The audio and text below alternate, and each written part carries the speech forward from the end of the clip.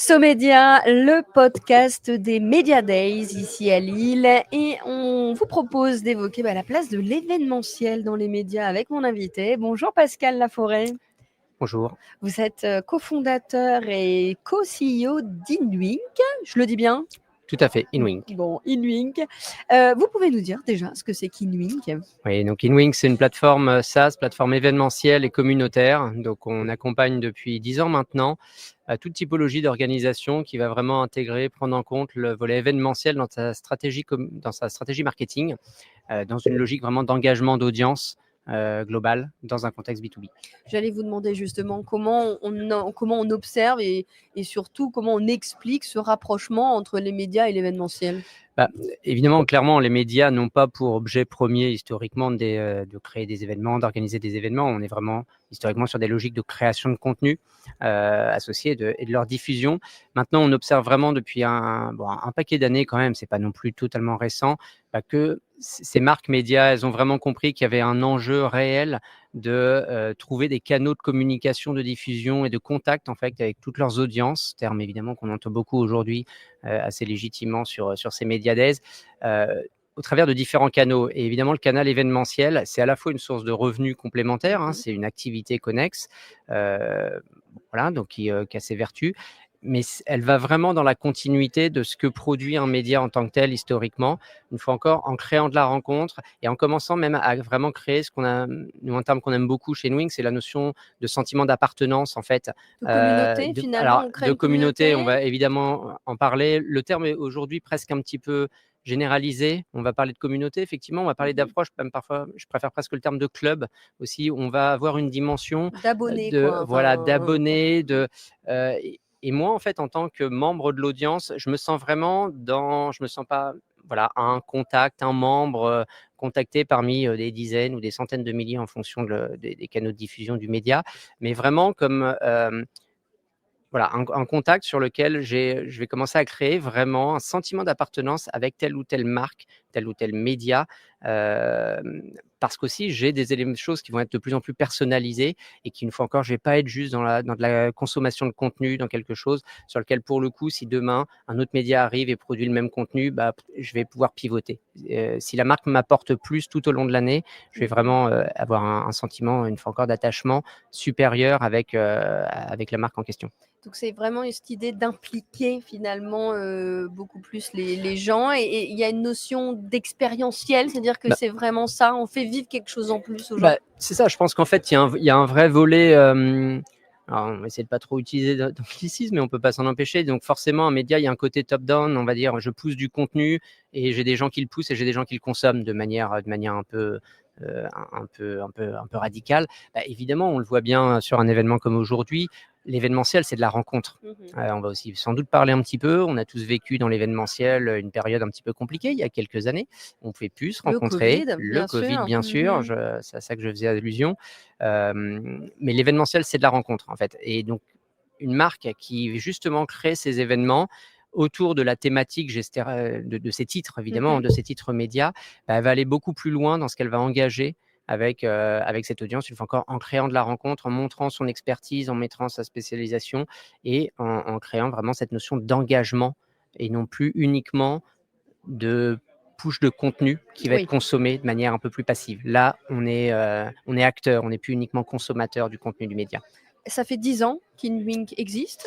Ça fait 10 ans que merci. Ça fait, on a fait une fête des 10 ans, tout début décembre. C'était fort sympathique et on est vraiment ravis. Depuis 10 ans, comment a évolué finalement cette offre événementielle des médias? Comment vous l'analysez? Alors, déjà, en fait, ce que je dois dire, c'est que très sincèrement, je ne vais pas dire qu'on ne l'a pas vu venir, mais en tout cas, nous, on ne vient pas forcément du monde du média. En tout cas, il y a deux choses. On ne vient pas forcément du monde de l'événementiel, pour la petite histoire. On vient du monde de la technologie. Pour le coup, d'ailleurs, on est du développement. Donc, aujourd'hui, on n'est pas une agence événementielle, on est un éditeur de plateformes événementielles. Et effectivement, sans rentrer dans les détails, pour la petite histoire, on vient du monde de la technologie. On a découvert des besoins technologiques dans ce contexte événementiel B2B. Et la part, en fait, de nos clients médias, c'est quand même assez révélateur, en fait. C'est le deuxième segment, en fait, les médias, dans notre segment client, dans notre note de clients. le premier, évidemment, c'est les organisateurs de salons professionnels en tant que tels, mais après, sur tout ce qui est vraiment corporate, c'est les médias qui représentent, qui sont le plus représentés dans tout notre portefeuille de 170 clients à peu près aujourd'hui. Et comment on l'a vu, et ça n'a pas toujours été le cas. Donc c'est vraiment parce qu'on a vu cette tendance arriver de ce besoin d'industrialiser des événements aussi. C'est ça aussi l'axe, le caractère de l'industrialisation est quelque chose. Faire vraiment beaucoup. Ouais, beaucoup. En tout cas, vraiment plusieurs. J'ai envie de dire le beaucoup, effectivement. Mais on n'est pas sur une opération one shot. On va dire, on est vraiment. Sur on a parlé une régularité pour être vraiment dans cette logique, une fois encore, d'engagement à l'année, de toujours se remémorer, on va dire, au bon souvenir des différents segments de son audience. Et donc, on l'a vu évoluer, évidemment, en tirant parti pour le coup du digital. Ça, pour le coup, je ne pense pas que ce soit une surprise. Les médias sont quand même un des secteurs qui vont être plutôt en avance, ou en tout cas pas en retard sur l'adoption des outils digitaux et de toutes les évolutions technologiques qu'on a vécues depuis 10 ans, mais même avant. C'est pas à l'heure de l'IA, évidemment, qu'on va dire le contraire. Mais donc, comme on l'a vu évoluer, vraiment avec cette approche d'industrialisation, d'importance de la data, bien évidemment, pour mieux connaître son audience. L'enjeu, il est aussi là, de mieux connaître les gens à qui on parle, quoi. Moi, il y a un terme qui m'amuse parfois. Quand vous êtes dans la banque, vous parlez de KYC, Know Your Customer. Voilà, là, c'est vraiment KYA, on pourrait dire, Know Your Audience, quoi. Dans quelle mesure vous êtes capable d'utiliser le canal événementiel, les plateformes digitales communautaires également en complément, pour, une fois encore, toujours mieux connaître votre audience, être en mesure non seulement de les satisfaire le jour J sur l'événement, globalement sur les titres, mais surtout d'anticiper les tendances. Une vraie problématique d'anticipation des tendances aussi. C'est extrêmement intéressant. Concrètement, votre plateforme, comment ils l'utilisent, les médias, ou même vos clients? Comment ils l'utilisent? Ils y font quoi? Il y a vraiment les deux axes en fait qui, très clairement, sont assez associés avec les deux modules de la plateforme. Pour info, on a deux modules, justement, le module historique et le module événementiel. Et donc là, encore Havas avec les Mediades aujourd'hui utilise InWing, donc ça va être vraiment pour tout le canal de communication sur l'événement, donc évidemment la partie génération de sites web, gestion des contenus, toutes les parties prenantes. Un événement, concrètement, c'est quoi, c'est du contenu et ou des rencontres. Et les rencontres, elles se font via des intervenants, des participants, des exposants / partenaires. Donc ça va être vraiment la gestion de toutes ces parties prenantes, de tous ces contenus, leur mise en forme selon le branding de la marque. Évidemment, et donc comme je disais tout à l'heure, vraiment dans une logique d'industrialisation. On n'a pas un client média qui fait un événement à l'année, comme je disais tout à l'heure. C'est à minima quelques dizaines, voire sur quelques extrêmes, sur gros quelques centaines, parce qu'aussi il y a le lien aussi, ce qu'on a appris vraiment, j'ai presque envie de dire, parce qu'une fois encore, comme je l'ai dit, on n'est pas des spécialistes des médias, c'est pas un hasard, on a parmi des grands clients qui sont des titres médias à implantation régionale, parce que justement là, ce côté démultiplication de leurs activités événementielles tout au long de l'année, avec des dizaines, voire des centaines d'événements, avec un rattachement associé à leur titre de presse régionale, est vraiment une façon aussi de gérer le maillage d'un territoire et d'une communication globale qui est assez intéressant. Donc vraiment, ce côté industrialisation événementielle, une fois encore, qui est notre cœur de métier. Et après, pour le coup, effectivement, le secteur des médias, résultat, est un des premiers à vraiment prendre en main, on va dire, une évolution de la plateforme. En 2022, on a sorti vraiment un vrai module communautaire qui est complémentaire à la partie événementielle, justement pour permettre à ces marques de disposer de plateformes qui vont toujours être à leur marque, brandées, qui leur appartient, la donnée leur appartient, pour être en mesure vraiment de faire vivre, d'anticiper, puis de faire vivre vraiment cette communauté à l'année. D'un point de vue fonctionnalité, sans un détail, vous allez retrouver des fonctionnalités qui sont très proches d'outils du grand public, en fait, du LinkedIn, du YouTube, de la plateforme, tout ça, ce sont des outils vraiment grand public. Il y a un moment, et c'est là que ça rejoint le côté un peu club que j'évoquais tout à l'heure, il y a un moment, la marque, elle a aussi envie, et je pense que c'est une vraie vertu de communiquer en son nom, quoi. C'est pas juste je push sur des communautés, sur des outils grand public, où en plus je perds la main sur ma donnée. Dans ces cas-là, c'est clair, je veux une plateforme qui est celle à mon branding. Je capte la donnée, elle va m'aider à mieux connaître ses audiences et à créer vraiment un cercle vertueux, une fois encore, entre mon activité événementielle, ma gestion de mes contenus médias et le côté vraiment interaction au sein de ma communauté, de ma plateforme de gestion d'audience. C'est ce qui permet aussi aux médias, parce que tout le monde fait de l'événementiel, on l'a entendu, c'est ce qui leur permet aussi de se différencier finalement, ça aussi, dans un sens. Alors, entre eux, vous voulez dire? Oui. Bon, pour le coup, le seul point, c'est que le côté média est quand même, il y a plein de sortes de médias. D'ailleurs, on pourrait même Oui. se définir aujourd'hui. Alors, pareil, anecdote, je voulais un petit peu vous raconter. Quand on parle de médias, ce qui est assez très amusant à constater aujourd'hui, c'est que donc on dit les médias vont vers de l'événementiel. Enfin, voilà, déjà depuis quelques temps. Et juste pour info, j'ai dit tout à l'heure que notre premier segment client, ce sont les organisateurs d'événements professionnels, les salons. Ces gens-là, de plus en plus, vont vers une approche média aussi. D'accord. Donc c'est très rigolo parce qu'il y a vraiment quasiment une synergie en tout cas ça se recoupe. L'organisateur de salon, lui, par définition, il a du temps court. Oui. Il fait 1, 2, 3 salons, déjà c'est beaucoup.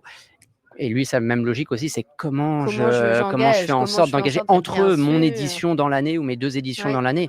Je suis le roi de la piste pendant 3 jours. OK, il se passe quoi les 362 qui restent? Ils sortent pas du même niveau, mais ils veulent voilà, la même mais en fait, chose. c'est deux. Voilà, il y a une convergence plus que le terme que j'employais tout à l'heure. C'est vraiment plutôt une convergence. C'est le média va vers l'événement, les professionnels de l'organisation d'événements commencent à vraiment intégrer des approches de production média. Et effectivement, dans quelle mesure ça permet un petit peu ça permet de se différencier? C'est ce que je disais tout à l'heure. C'est vraiment le côté, si je crée du sentiment d'appartenance, c'est ce qui fait que, au passage, ça va pas être que mon contenu qui va faire la différence. J'apporte plus qu'un contenu différenciant, même si ce point-là, évidemment, reste absolument clé. C'est ce que les gens viennent consommer. Et dans un événement, globalement, vous avez 2 axes. Je disais, il y a du contenu, il y a de la rencontre. Si vous êtes sur les 2 jambes à top niveau, là, vous êtes entre guillemets le roi du pétrole. Et il faut, en tout cas, forcément dans le média, il ne faut pas non plus négliger la partie contenu, bien évidemment, mais c'est en apportant un peu plus que potentiellement vous faites vraiment la différence. C'est important ce que vous disiez par rapport aux organisateurs de salons. Ça veut dire qu'on est en train d'essayer finalement de recréer, un peu comme je m'abonnerai à mon titre de presse, je vais m'abonner à des événements, je vais m'abonner à un cycle d'événements. Est-ce que ça existe déjà, ou alors est-ce que c'est à réfléchir? Oui, enfin ça existe. En tout cas, ce qui est assez génial dans notre environnement, dans notre écosystème, c'est que franchement, on voit de tous les business models.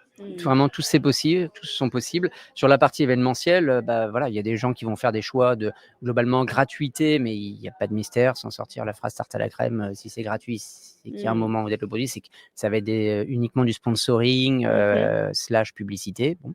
Vous avez ce canal-là, vous avez le canal de payant à l'événement, vous avez un canal effectivement de membership. Donc, une fois encore, là, on rejoint cette notion un petit peu de communauté, d'abonnement, évidemment. Et après, vous intégrez ce que vous voulez dans les produits. Donc là, on va vraiment voir de tout. C'est-à-dire qu'effectivement, vous pouvez avoir de l'accès à des contenus, vous pouvez avoir de l'accès ou de l'accès à des événements, et puis surtout de créer des packages, en fait, globalement, de membership.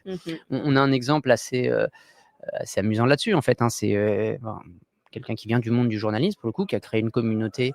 D'ailleurs, il a appelé le média la communauté sur une thématique un peu de niche, qui sont les jumeaux numériques, par exemple. Donc là, on est vraiment aussi dans cette approche. C'est pour ça que j'aime bien le terme de club. Oui. Vous êtes vraiment sur un sujet un petit peu de niche. Il y a une approche contenu, il y a de la réflexion et de la création d'événements, et il y a l'évolution des business models associés pour jouer en fait sur les deux axes en fait. Et donc oui, la participation d'un abonnement de l'accès à l'événement, effectivement, est un modèle qui peut tout à fait faire sens et qui va avec d'ailleurs la notion un petit peu je disais tout à l'heure, on voit moins de très gros événements dans le secteur, en tout cas des médias, qui feraient date sur l'année. On est vraiment sur des approches un peu de roadshow. Et là encore, d'ailleurs, les Médiadays en sont un très bon exemple. Et à Lille aujourd'hui, il y avait Strasbourg il y a quelques semaines, Lyon il y a 4 ou 5. Maillage territorial, des multiplications des opérations. Je ne mise pas tout sur une seule, mais je vais vraiment aller répartir un petit peu tout ça.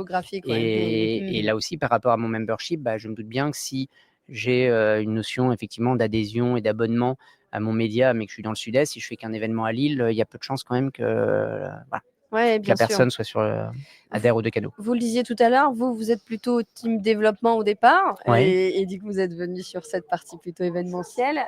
Vous avez du coup toujours un temps d'avance. Souvent les développeurs, on essaye de développer et d'anticiper les besoins futurs. Ce sont lesquels ces besoins sur lesquels vous travaillez? Alors effectivement, une de nos forces, c'est effectivement, je pense pouvoir dire l'innovation, on va dire technologique. En tout cas, on a ce que nous dit le marché, c'est qu'on est plutôt en avance en termes de couverture fonctionnelle, effectivement, et d'anticipation d'une réponse technologique à des besoins métiers identifiés. Ce que l'on voit, c'est qu'une fois encore, j'ai parlé de data tout à l'heure, qui est évidemment le nerf de la guerre. Dans notre métier, on ne travaille que dans des contextes B2B, enfin 99%. Donc, une fois encore, les gens font de l'événementiel ou utilisent nos plateformes pour mieux connaître l'audience. Donc, il y a le point clé d'être toujours en mesure d'offrir des mécanismes de collecte de données et d'analyse de données toujours les plus poussés. Et après, la question, c'est évidemment, on collecte, on permet d'analyser. Qu'est-ce qu'on en fait aussi derrière? C'est là aussi qu'on a vu quand même l'apport, clairement, des technologies IA depuis déjà 1 ou 2 ans. Et nous, pour le coup, on l'a vu, un des premiers usages qu'on a mis sur l'IA, au-delà, évidemment, dans l'événementiel, de scénarios assez classiques, de aide à la construction de son programme, aide à la visite, etc., honnêtement, qui maintenant vont être quasiment des standards. Nous, c'est un usage média qu'on a quasiment intégré dès la première, on est nos premiers développements et premières sorties de fonctionnalités s'appuyant vraiment sur de l'IA il y a 1 an et demi, 2 ans maintenant, avec justement tous des volets de réutilisation de contenu. Donc, vous avez des sessions, vous avez de la captation vidéo. Cette captation vidéo, dans quelle mesure je peux en faire un podcast, je peux en faire une série d'articles que je vais ensuite pouvoir diffuser vraiment dans une approche de plan de communication post-event et multicanal. Faire durer finalement l'événement. Voilà, faire durer l'événement. Évidemment, le cas classique sur l'événementiel, c'est être en mesure de faire revivre l'événement à des gens qui n'ont pu être là, concrètement des replays pour faire simple. Mais en fait, maintenant, ça peut aller vraiment très rapidement beaucoup plus loin que ça. Avec l'IA. Avec l'IA, parce que vous allez avoir des formats aussi très différents. Vous voulez un résumé, vous voulez du format court, vous avez de l'article complet, vous avez du podcast, donc du multicanal, du multiformat, et qui doit pouvoir sortir, mais dans les 24 ou 48 heures post-event, en fait. C'est ça. Pas du réchauffé d'un événement d'il y a 6 mois. Ou alors pré-programmé avec un vrai plan, une vraie stratégie éditoriale associée. Stratégie de distribution assez forte pour faire durer l'événement, évidemment, après coup. Super, dans 5-10 ans, InWink, alors du coup, on est là-dessus? On est encore sur d'autres choses? Parce que l'IA aura bien encore chamboulé les choses. Moi, je vais vous dire un truc, c'est que la personne qui sait ce qui se passe dans 5 à 10 ans, soit elle a beaucoup d'imagination, soit elle a un art divinatoire, mais personne n'en sait rien. Nous, notre roadmap, c'est 3 à 6 mois. 3 à 6 mois. Ouais, c'est 3 à 6 mois. Donc après, il y a des tendances, voilà. Mais en tout cas, les axes, eux, j'ai presque envie de dire, je suis pas sûr qu'ils vont changer. Une fois encore, c'est aider les organisateurs et en l'occurrence là les médias à, une fois encore, toujours professionnaliser, personnaliser. Vous avez employé le mot tout à l'heure, créer des expériences. Ouais, c'est ça. Qu'est-ce qui fait sur la partie événementielle, qu'est-ce qui fait qu'en fait on a un événement, entre guillemets, on est content d'y être allé. Comme je disais, il y a le contenu, il y a les rencontres et avoir une expérience, avoir faire quelque chose. J'ai vécu quelque chose que je n'ai pas vécu sur un autre événement 3 ou 6 mois avant. Donc tout ce qui digitalement va permettre d'adresser ces 3 grands objectifs, on va dire, avec la problématique globale et centrale de l'analyse de la donnée, sont des vecteurs, on va dire, nous, de développement, de fonctionnalités. Et j'en oublie quand même, mine de rien, mais en plus pour le coup qui va être très lié avec des évolutions qu'on sort en début 2026, tous les scénarios de monétisation complémentaires, évidemment. Et on introduit ça aussi. Il y a de la monétisation associée au membership, on disait, à l'événement en tant que tel. Au sein de l'événement, au sein de ces plateformes communautaires, vous avez des scénarios complémentaires en fait de monétisation qui permettent de diversifier encore. Diversifier, de trouver de nouvelles sources de revenus. Ou une fois encore, d'ailleurs, de gérer des revenus quand on en a un autre qui potentiellement vit un moment un peu plus chahuté. On va dire ça comme ça. Merci beaucoup pour ces explications. Et puis, longue vie à InWink qui vient de fêter ses 10 ans. Merci infiniment. Merci, à bientôt. À bientôt.